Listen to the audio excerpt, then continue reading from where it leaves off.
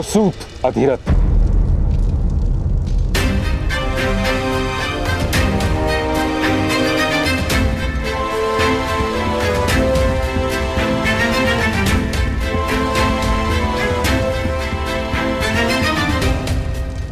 ये सत्य है महाराज कि मदनजय अपराधी था और जो दंड उसको मिला है वह उचित है। सत्य है कि इस बालक ने राज परिवार पर उपकार किया है। यह भी सत्य है कि इसका साहस और आत्मविश्वास अद्भुत है।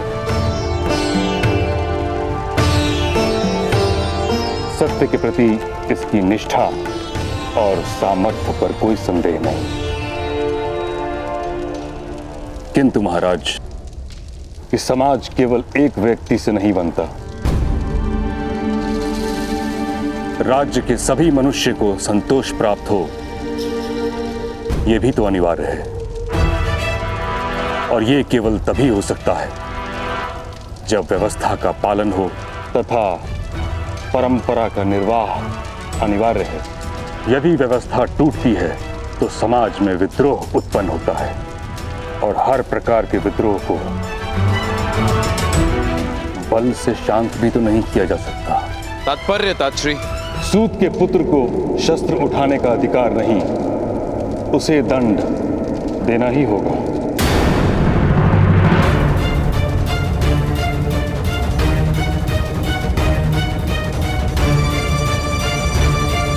नहीं महाराज, कृपा कीजिए, बालक है। और इस बालक ने राज परिवार पर उपकार किया है तात्श्री? यथार्थ कह रहे हैं आप, इसीलिए इस बालक को कोई छोटा सा दंड दिया जाए, यही मेरी विनती है। मैं दंड स्वीकार नहीं करूंगा।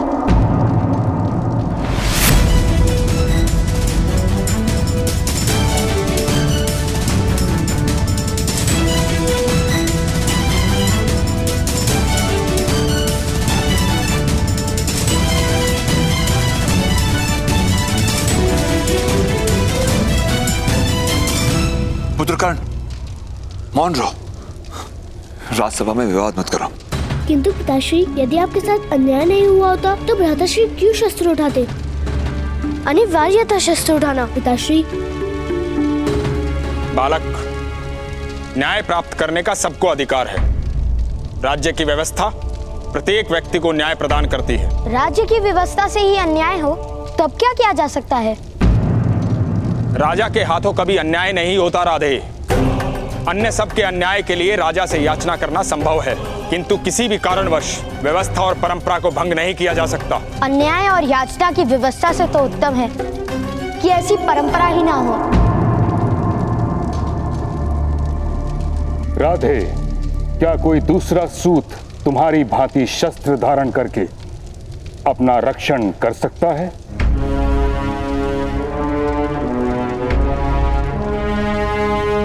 नहीं कर सकता। यदि उनको अपनी रक्षा का भार सौंप दिया जाए तो समस्त सूत समाज नष्ट हो जाएगा। उनकी रक्षा कौन करेगा? सूतों को शस्त्र का अधिकार नहीं, इसलिए ज्ञान नहीं। ज्ञान नहीं, इसलिए वे शस्त्र नहीं उठा सकते। और अब आप कह रहे हैं कि उनकी रक्षा किस प्रकार होगी? ज्ञान प्राप्त करने का अधिकार मान लीजिए, अधिकतर सूत भी शस्त्र उठाने लगेंगे। असंभव।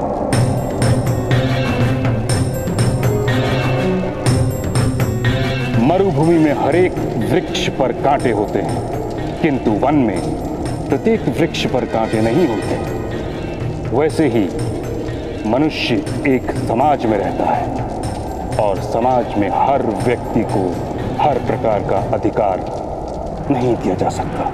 और ये निश्चित कौन करता है? परंपरा। परंपरा कोई एक व्यक्ति निर्मित नहीं करता, सहस्त्रों वर्ष से निश्चित होती आई है। समाज के इतिहास के अनुभवों से बनती है परंपरा। राजा केवल उसका वहन करता है। जब मैं जीवित नहीं था तब किसी ने किस प्रकार जाना होगा कि मैं कौन हूँ, मेरी स्थिति क्या है, मेरी इच्छाएं क्या हैं? उस समय की बनी परंपराओं को मैं आज क्यों स्वीकार करूं?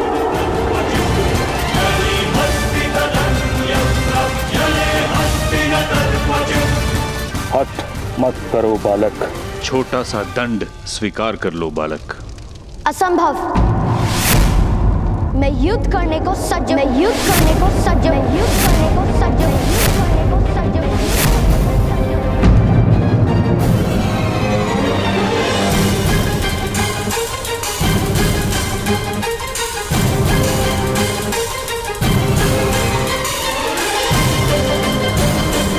कर्ण, विद्रोह नहीं कर सकते तुम। महाराज, महामहिम, महामंत्री, मेरे पुत्र को क्षमा कर दीजिए। इसने विद्रोह किया है महाराज, इसे दंड मिलना चाहिए, मृत्यु दंड। इस सूत के बालक को मृत्यु दंड दीजिए। मृत्यु दंड दीजिए, मृत्यु दंड दीजिए, मृत्यु दंड दीजिए, मृत्यु दंड दीजिए, मृत्यु दंड दीजिए, मृत्यु दंड, मृत्यु दंड दीजिए, मृत्यु दंड दीजिए, मृत्यु दंड दीजिए, मृत्यु दंड दीजिए, मृत्यु दंड दीजिए, मृत्यु दंड, मृत्यु दंड दीजिए, मृत्यु दंड दीजिए। किसी में शक्ति हो तो दीजिए मृत्यु दंड।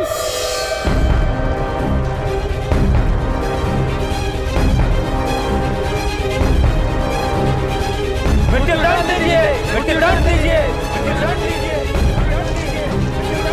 कौन? मृत्यु दंड, मृत्यु दंड दीजिए, मृत्यु दंड दीजिए, मृत्यु दंड दीजिए।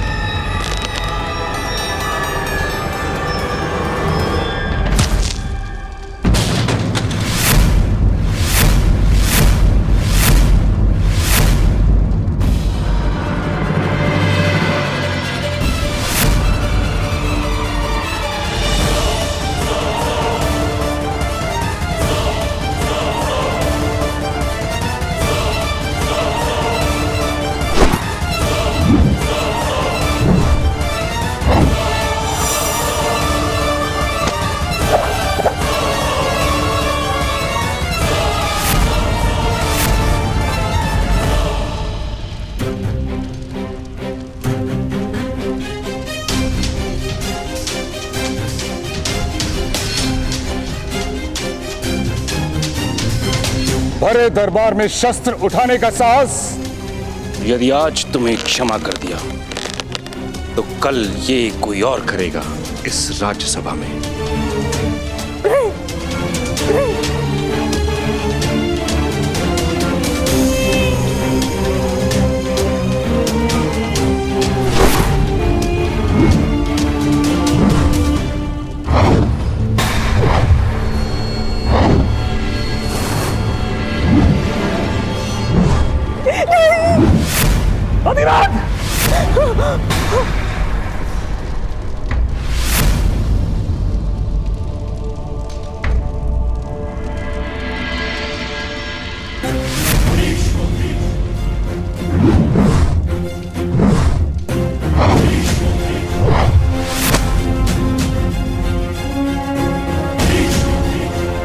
तुम्हारे प्राण नहीं लूंगा मैं। कुरु सभा में बालक की हत्या नहीं की जाती।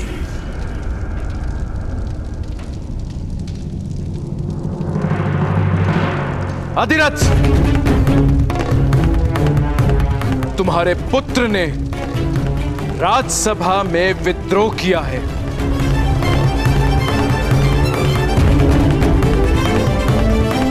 किंतु उसने मेरे पुत्रों को जीवन भी दिया है। इसीलिए हम तुम्हें केवल इतना ही दंड देते हैं कि आज के बाद तुम्हारा पुत्र कभी भी धनुष नहीं उठाएगा।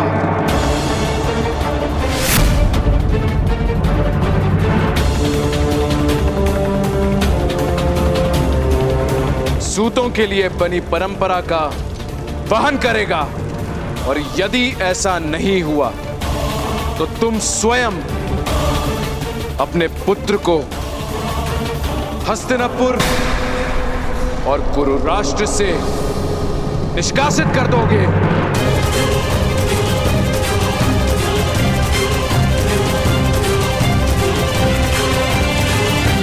इस समय तुम दोनों मुक्त हो।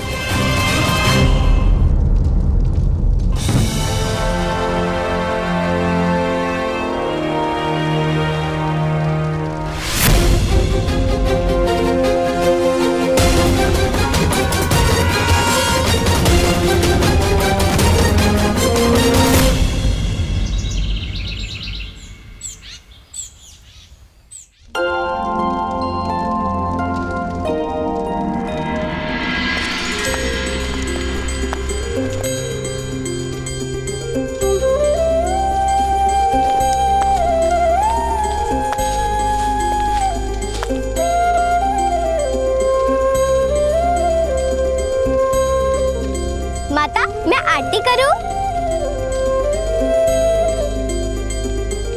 अवश्य वैशाली, तुम्हारा तो सबसे पहले अधिकार है। जब हम बड़ों का विश्वास टूट गया था, तब तुम मित्रों ने ही तो साथ दिया कर्ण का।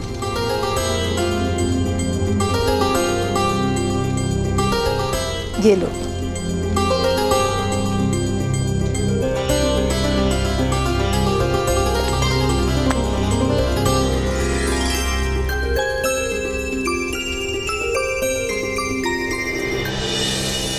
आज के बाद तुम्हारा पुत्र कभी भी धनुष नहीं उठाएगा।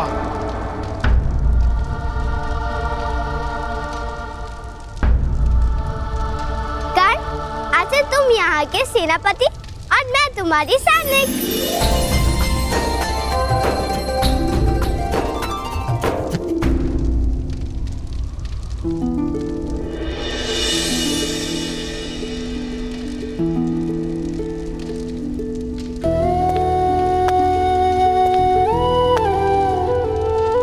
पुत्र कर्ण, मुझे क्षमा कर देना।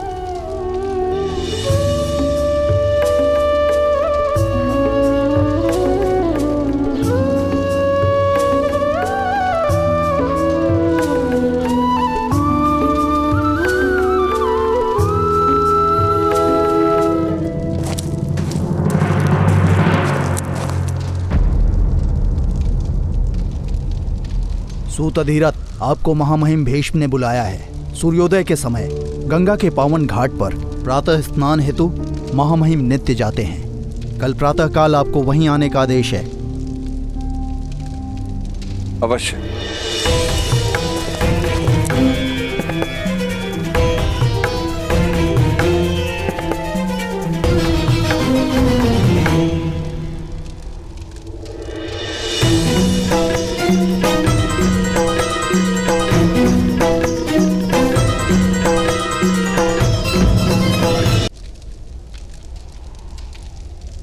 चलो पुत्र, अब आनंद और विश्राम का समय।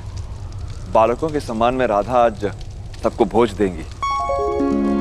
बामिल, शोण, कर्ण को ले जाओ।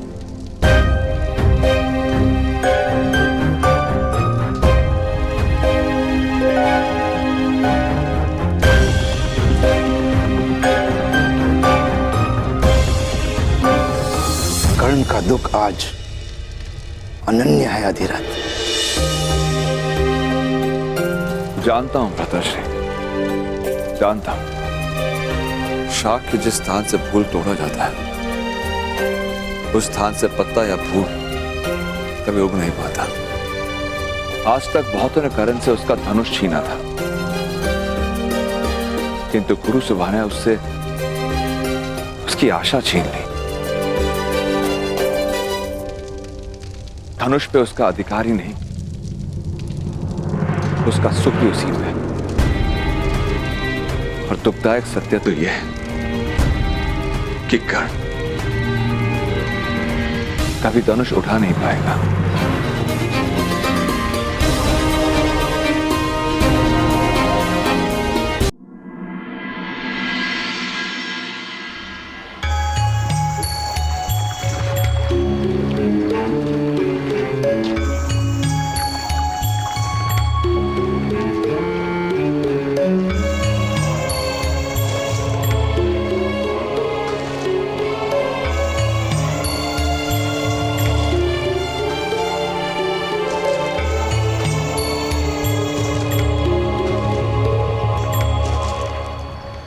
प्रणिपात मामाई। कल्याण हो। क्या कार्य करते हो? अभी अभी हसनापुर आए, अभी कोई कार्य आरंभ नहीं किया।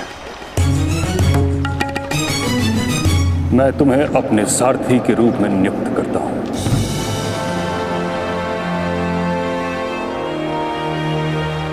आपकी अनंत कृपा मामाई। कृपा नहीं, स्वार्थ है।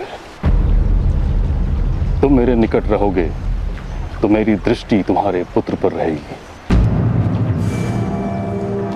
उस जैसा तेजस्वी और ऊर्जावान बालक मैंने संसार में नहीं देखा। उसका अध्यापन मैं उचित रूप से करवाऊंगा। बिजली को आकाश में दिखा, उसकी कोई दिशा नहीं होती, उस पर कोई अंकुश नहीं होता। कुछ ही क्षण के लिए प्रकट होती है और फिर लुप्त हो जाती है। जिस पर गिरती है उसे नष्ट कर देती है। मेरी इच्छा है कि तुम्हारा पुत्र एक महान सारथी बने, ताकि समस्त सूत समाज का मार्गदर्शन करे। बिजली की भांति उसका सामर्थ्य छिन्न भिन्न न हो जाए।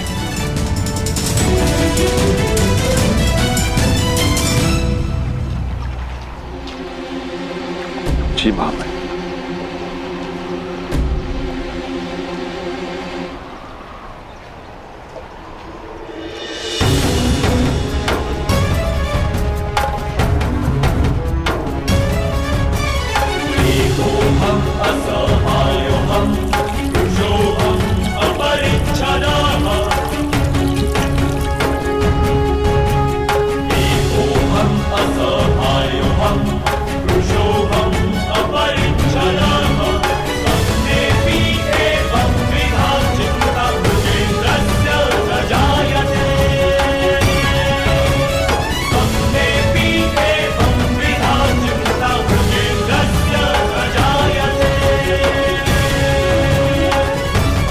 मैं बिजली की भांति दिशाहीन नहीं हूं, मनुष्य हूं।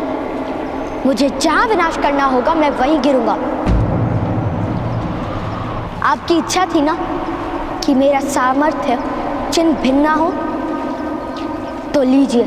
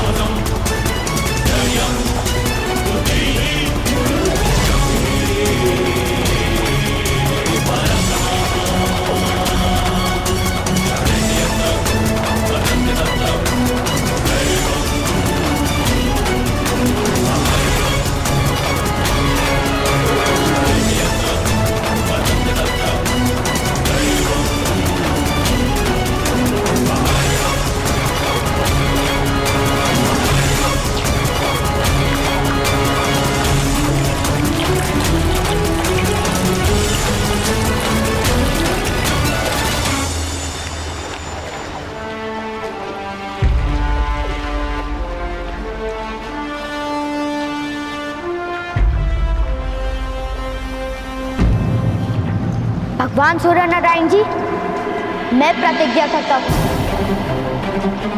प्रातःकाल सूर्य अर्घ के समय मेरे सामने आने वाले व्यक्ति को मैं अवश्य दान दूंगा।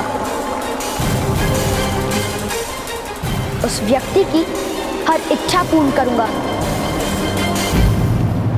और उस प्रतिज्ञा की आपूर्ति का आरंभ मैं आज से करता हूं, मैं आज से करता हूं, मैं आज से करता हूं, मैं आज से करता हूं, मैं आज से करता हूं, मैं आज से करता हूं।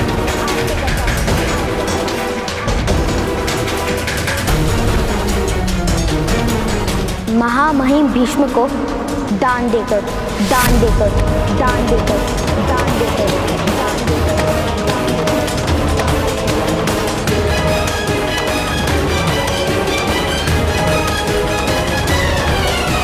आज मुझे शस्त्र का त्याग करना पड़ा है, किंतु आगे जीवन में किसी कारणवश अगर मुझे शस्त्र उठाना पड़ा तब उसका त्याग कोई नहीं करवा पाएगा, नहीं करवा पाएगा, करवा पाएगा।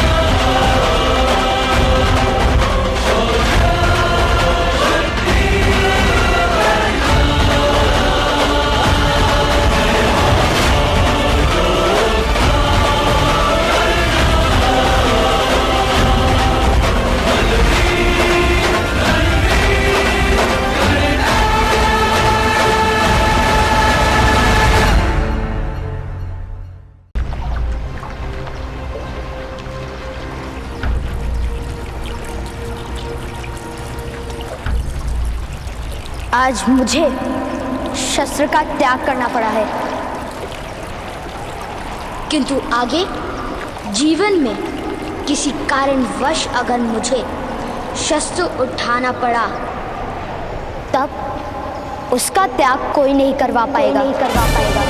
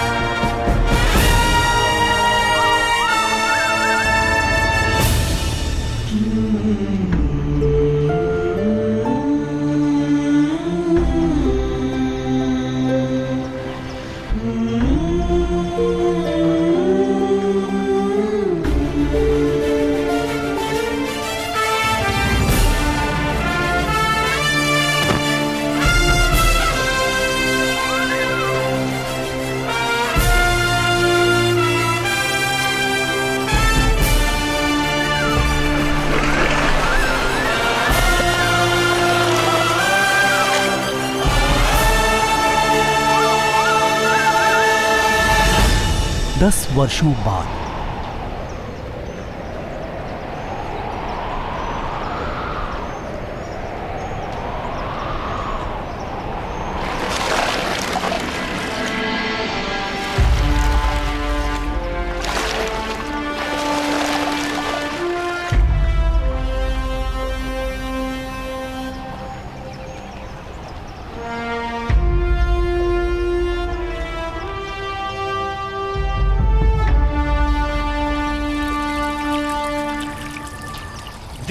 दृष्टि से बाण शक्ति से जीते ये सारा रण, शांत चित्त धरे आत्मबल भरे जीते हर बाधा कर, छूट ना पाए लक्ष्य हो चाहे सूक्ष्म सा छुपा होकर, मित्र वेग है सूर्य तेज है कवच चढ़ा इसके तन।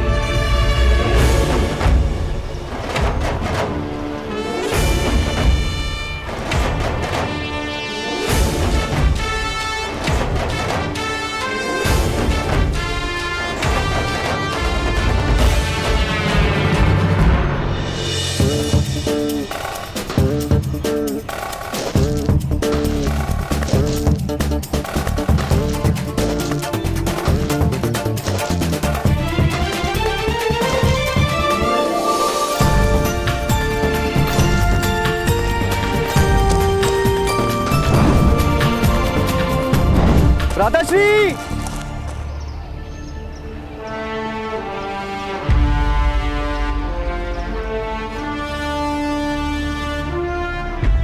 भ्राताश्री, आपके वस्त्र यहां रखे हैं।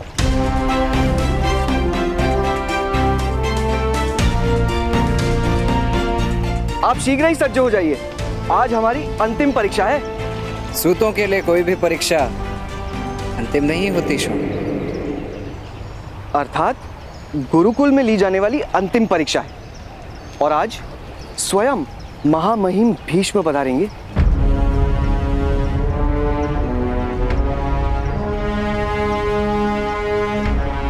उत्तीर्ण विद्यार्थी को स्नातक घोषित करने के लिए। स्मरण है ना?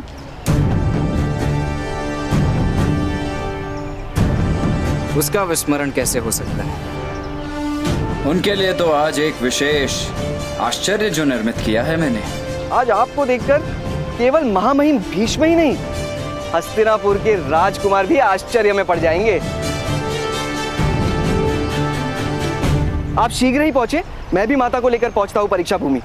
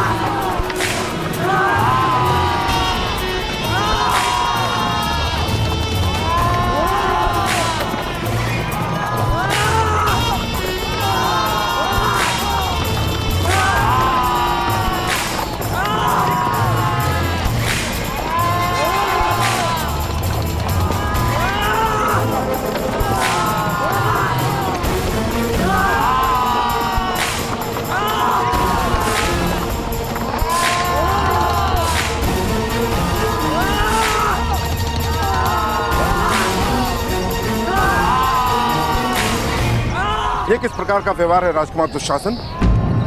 अश्वों के स्थान पर मनुष्य को क्यों बांधा है? सारथी है ये, सारथी है ये। रथ हाँकना इनका कर्तव्य है। यदि अश्व नहीं होंगे तो रथ के साथ इन्हें स्वयं बंधना पड़ेगा। आप इनकी चिंता मत कीजिए, आप केवल इतनी चिंता कीजिए कि मेरे ज्येष्ठ भ्राताश्री युवराज दुर्योधन का ये अनुचर कुमार आज प्रथम श्रेणी में ही उत्तीर्ण, अन्यथा युवराज का क्रोध आपके आश्रम को ही भस्म कर देगा।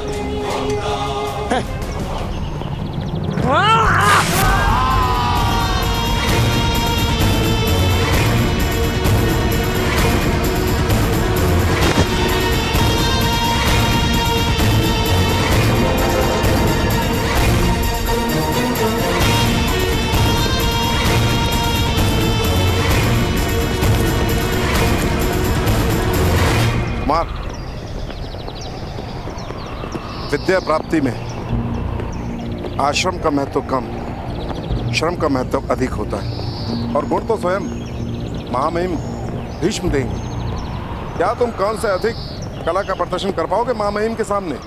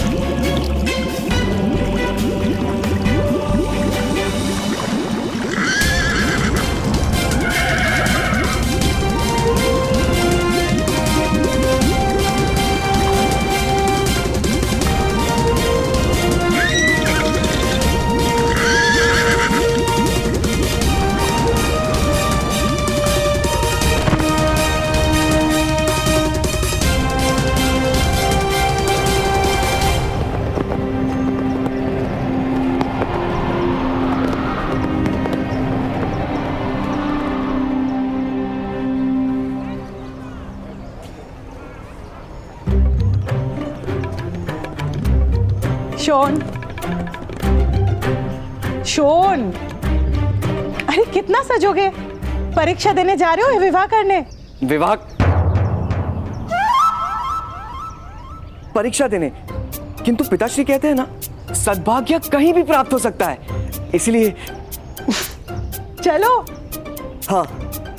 अरे चलो चलो। अरे माता, अभी तक स्नातक नहीं हुए और विवाह के स्वप्न देखने लगे। अच्छा शोन, 3 साल गुरुकुल में ध्यान लगा के सीखा ना। ध्यान की ही तो समस्या है माता। इस उम्र में मनुष्य का ध्यान वही लगता है जिसमें उसकी रुचि हो। कर्ण कहाँ है? उन्होंने कहा है वो स्वयं आएंगे परीक्षा स्थल।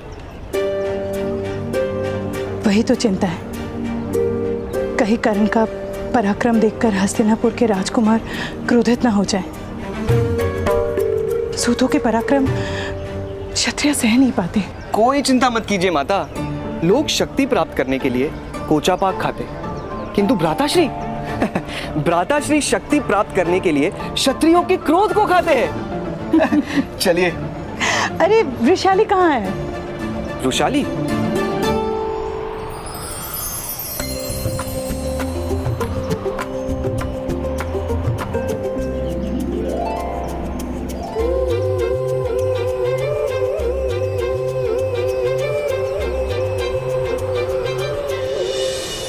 वृषाली तो अवश्य किसी शिव मंदिर में खड़ी होगी।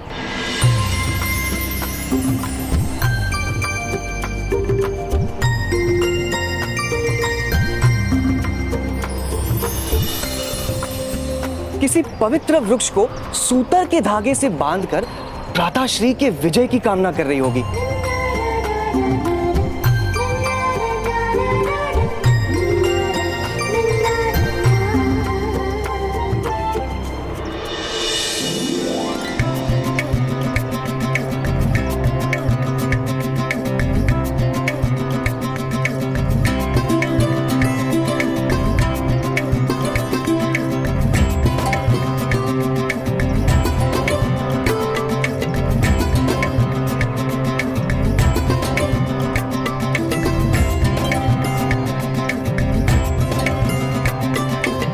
अवश्य विश्राम की सभी वस्तुओं का त्याग कर कष्ट सह रही होगी।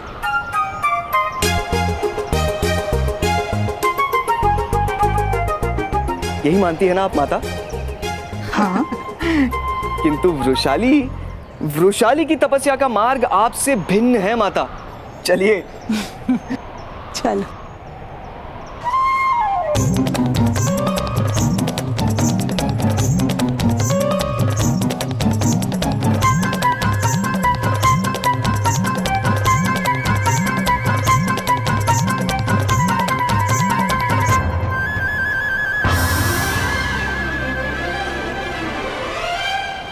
मार्ग छोड़कर खड़े रहो, मुझे परीक्षा भूमि दिखाई नहीं दे रही है।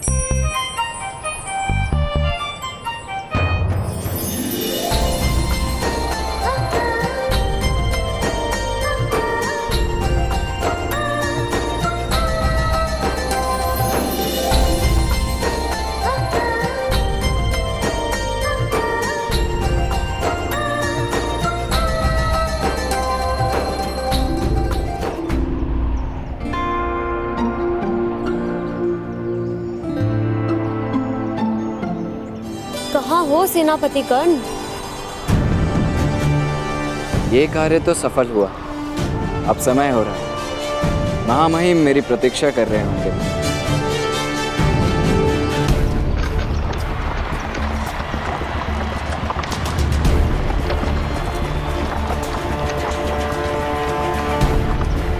महामहिम भीष्म की, महामहिम भीष्म की, महामहिम भीष्म की, महामहिम भीष्म की, महामहिम भीष्म की, महामहिम भीष्म की, महामहिम भीष्म की, महामहिम भीष्म की, महामहिम भीष्म की, महामहिम भीष्म की, महामहिम भीष्म की, महामहिम भीष्म की, महामहिम भीष्म की, महामहिम भीष्म की, महामहिम भीष्म की, महामहिम भीष्म की, महामहिम भीष्म की, महामहिम भीष्म की, महामहिम भीष्म की, महामहिम भीष्म की, महामहिम भीष्म की, महामहिम भीष्म की, महामहिम भीष्म की, महामहिम भीष्म की, महामहिम भीष्म की, महामहिम भीष्म की, महामहिम भीष्म की, महामहिम भीष्म की, महामहिम भीष्म की, महामहिम भीष्म की, महामहिम भीष्म की, महामहिम भीष्म की, महामहिम भीष्म की।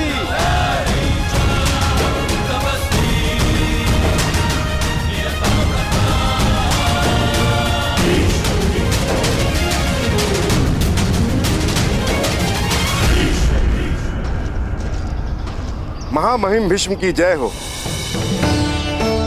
गुरुदेव, आपने सूतों की परीक्षा में पधार कर हमारा सम्मान बढ़ाया। सारथी तो एक योद्धा का प्रथम कवच होता है गुरुदेव। मेरी दृष्टि में सूतों का महत्व किसी पुरोहित से कम नहीं।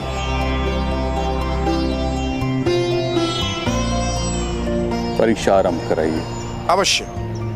आज का प्रथम परीक्षार्थी है आपके सारथी अधिरथ का पुत्र कर्ण।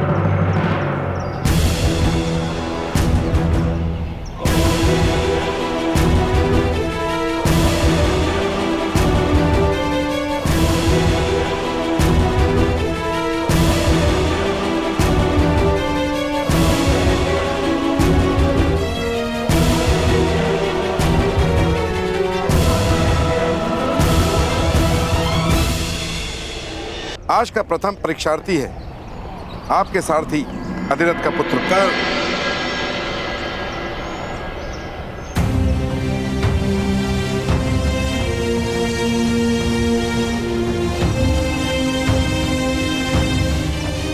उसकी परीक्षा तो वर्षों पूर्व हो चुकी है। आज तो मैं केवल उसकी कला का प्रदर्शन देखने के लिए उत्सुक हूं।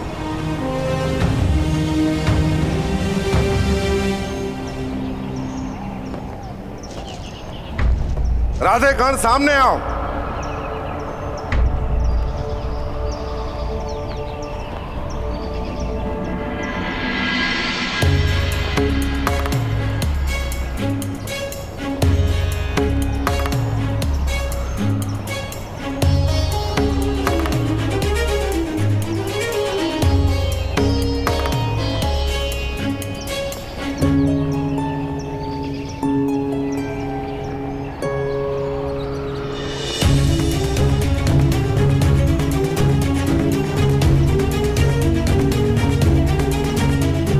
कर्ण कह रहा था महामहिम को प्रतीक्षा करवाना उचित नहीं है। अवश्य, शीघ्र ही वो आता ही होगा।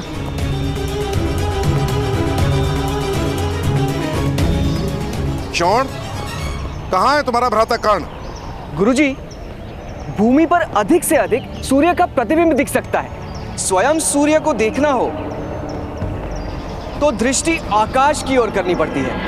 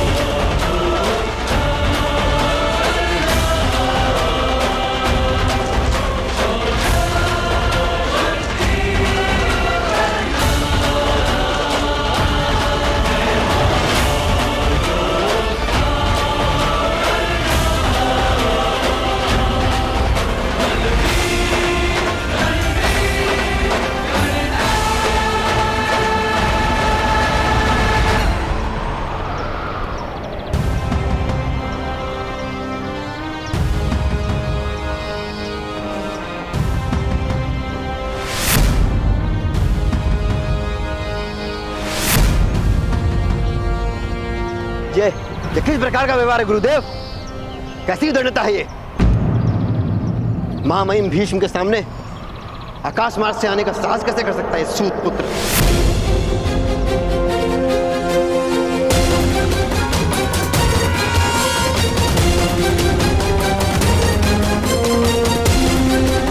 महामहिम गर्व से ऊंचा देख सके, इसीलिए आकाश मार्ग से आया हूं। एक सूत पुत्र का ये साहस!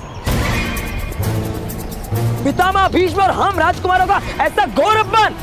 इतने बड़े बड़े उच्च कुलों के अतिथि उपस्थित हैं और यहाँ ये सूत पुत्र विमान में उड़ने का साहस भी कैसे कर सकता है? बंदी बना को रख दो इसको।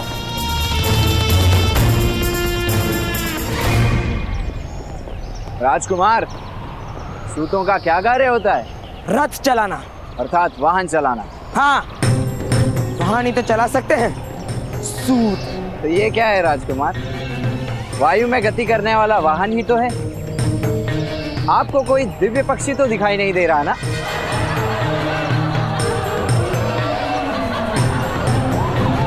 मान रहा हूं कर्ण, हमारा तो अधिकार ही नहीं कि हम वायुयान पे बैठ सके। राजकुमार, महामहिम भीष्म के अपमान के अपराध में कर्ण को दंड दीजिए।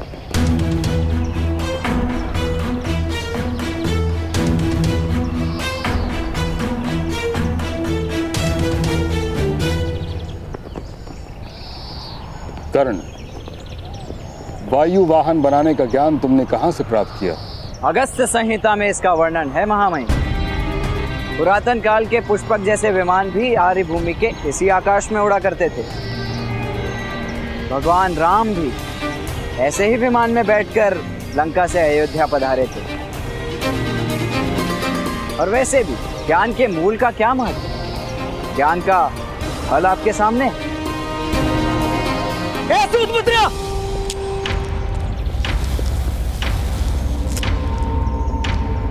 पितामह भीष्म के सामने ऐसी उदंडता से उत्तर देते हो? मूर्ख! मैं उनका अपमान नहीं सहूंगा। इसका मस्तक काट दो सैनिक।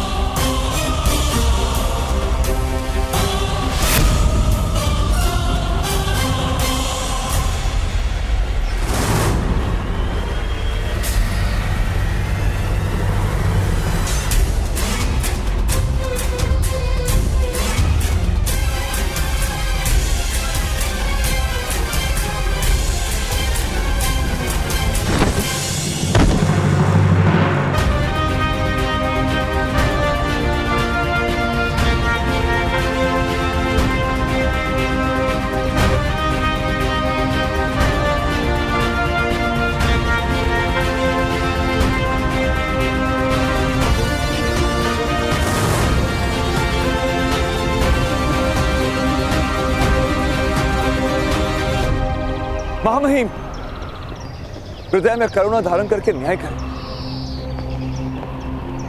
मैं विनती करता हूं। धनुर्विद्या केवल क्षत्रियों के लिए होती है। तुम सूत के पुत्र हो, तुम्हें सूत ही बनना होगा। आज के पश्चात तुमसे धनुष लेने की आवश्यकता नहीं पड़ेगी। न्याय करते समय करुणा नहीं दिखाई जाती, सत्य और परंपरा का विचार किया जाता है।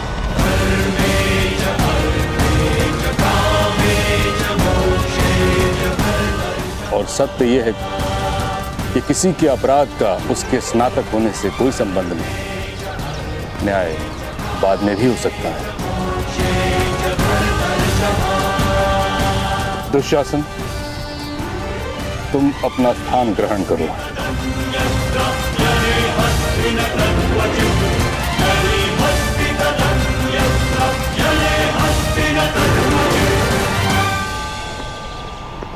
कर्ण, अब तुम अपनी परीक्षा दो। 3 वर्षों से रथ चलाने का अभ्यास कर रहे हो। रथ चला पाते हो या केवल वायु में ही उड़ते रहते हो? मेरा तो जन्म ही आकाश में उड़ने के लिए हुआ है महामहिम। भूमि से बांधने का प्रयास तो आपने किया है। मेरे रथ चलाने की कला का अनुभव तो आपने बहुत वर्ष पूर्व ही कर लिया। यदि विस्मरण हो गया हो तो परीक्षा दे देता हूं।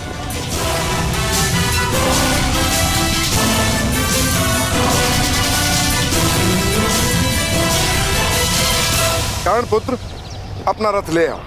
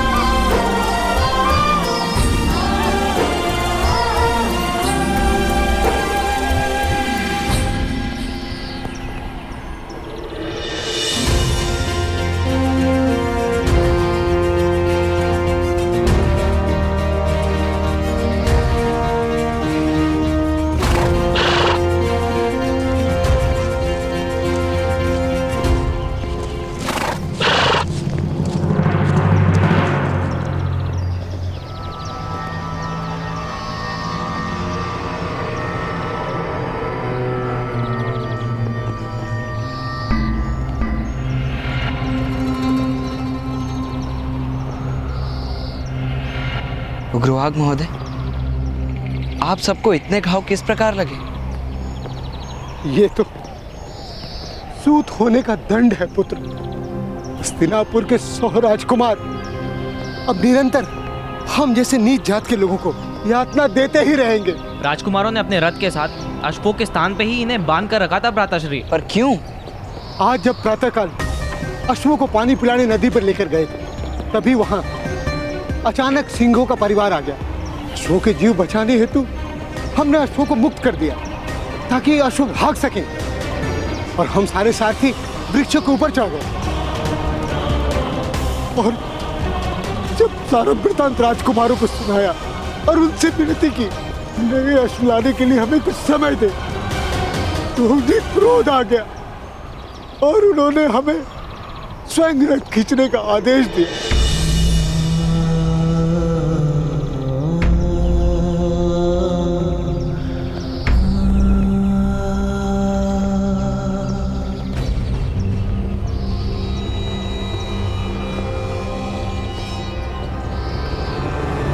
दोष राजकुमारों का नहीं, आपका है। अश्वों की भांति मौन रहकर जियोगे उग्रवाक महोदय, तो अश्वों की भांति रथ से बनना भी पड़ेगा। नाम रखा है आपने उग्रवाक, जिसके शब्दों में अग्नि जैसा भयानक ताप हो, उसे उग्रवाक कहते हैं। चिड़ियों से अधिक ध्वनि तो कर नहीं पाते। उग्रवाक। किंतु हम कर भी क्या सकते हैं? घाव सहन करने की शक्ति दी है ना ईश्वर ने। अब अंतर में घाव करने का साहस भी जन्मा लो। कोई क्षत्रिय अन्याय नहीं कर पाएगा। सर्प ना बन सको तो नेवला बनो। चूहे तो सर्प का भोजन ही बनते। यदि हमारे पास शस्त्र उठाने की स्वतंत्रता होती तो क्या कर लेते उग्रवाक महोदय? शक्ति शस्त्रों में नहीं होती, भुजाओं में होती है।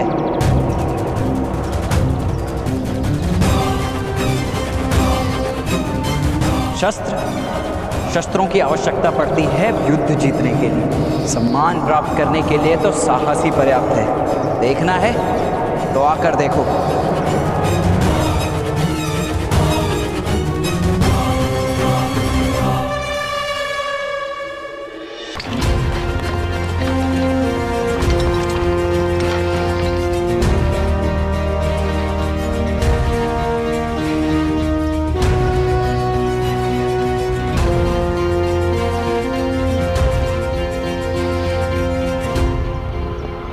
मैं परीक्षा हेतु सज्ज हूं महामहिम।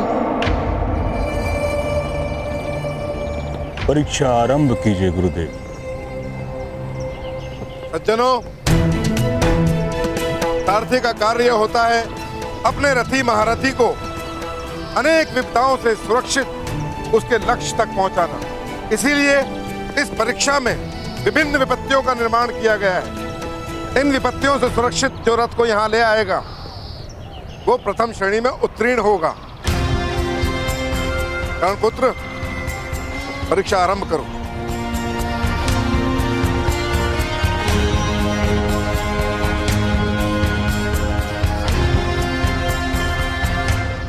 महामहिम, गुरुदेव ने कहा कि सारथी का कर्तव्य होता है कि अपने महारथी को सुरक्षा सहित युद्ध में ले जाए और उसकी सुरक्षा करे।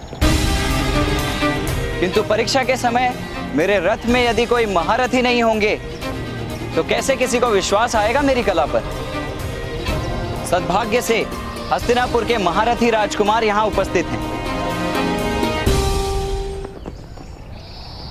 यदि राजकुमार की प्रसन्नता हो तो वो मेरे रथ में बैठकर स्वयं मेरी कला की परीक्षा करें। किंतु पितामह, यह तो असंभव है।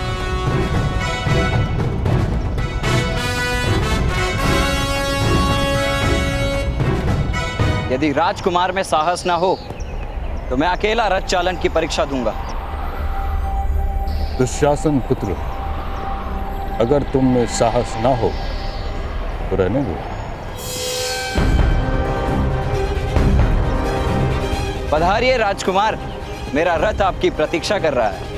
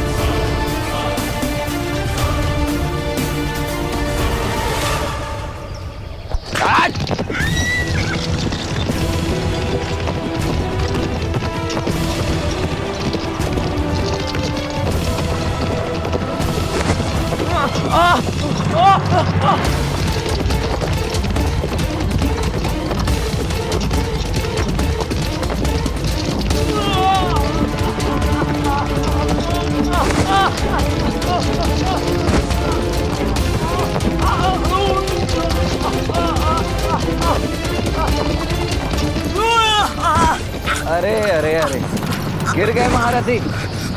गड्ढे वाले मार्ग का चयन किया है ना। रथ में बैठना सरल नहीं।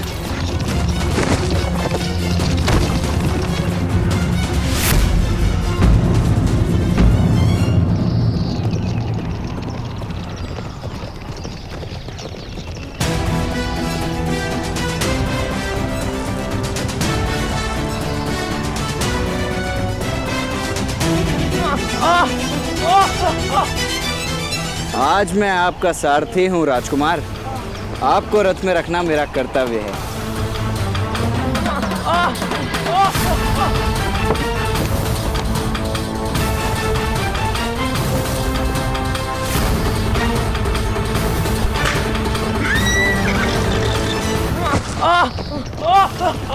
महारथी, रथ को पकड़ के बैठिए। क्षत्रिय वंश को पकड़ने से सुरक्षा नहीं होती।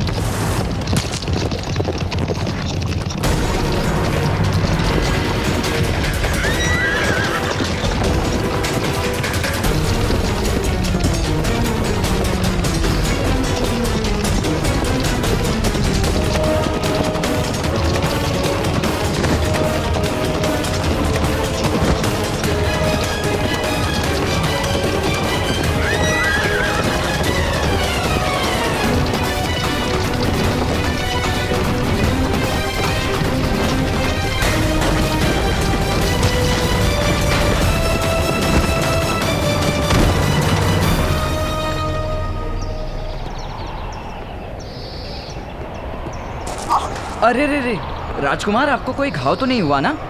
हम इस पत्थर को बंदी बनाकर दंड देंगे। आप पधारिए, आइए आइए आइए आइए।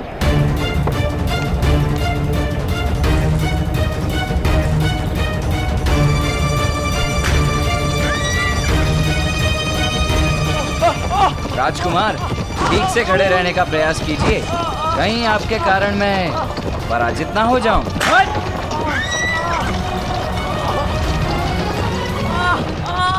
कठिन है ना इस रथ पर सवारी करना, क्योंकि अश्व इसे खींच रहे हैं, मनुष्य नहीं।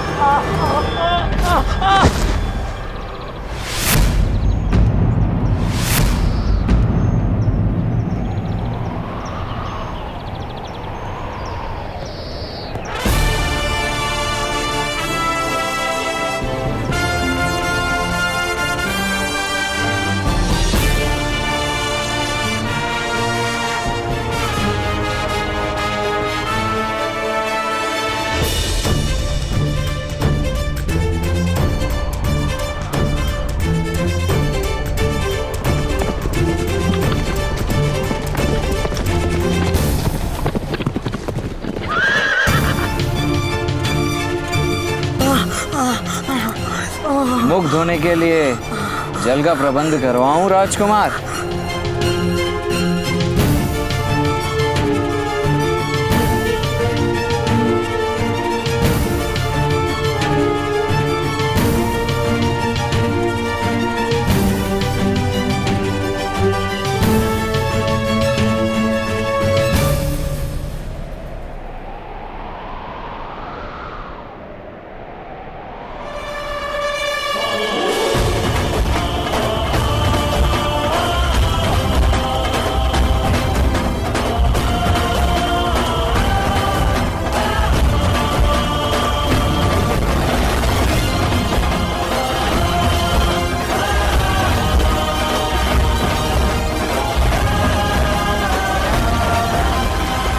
मुझे कितने गुण प्राप्त हुए महामहिम भीष्म?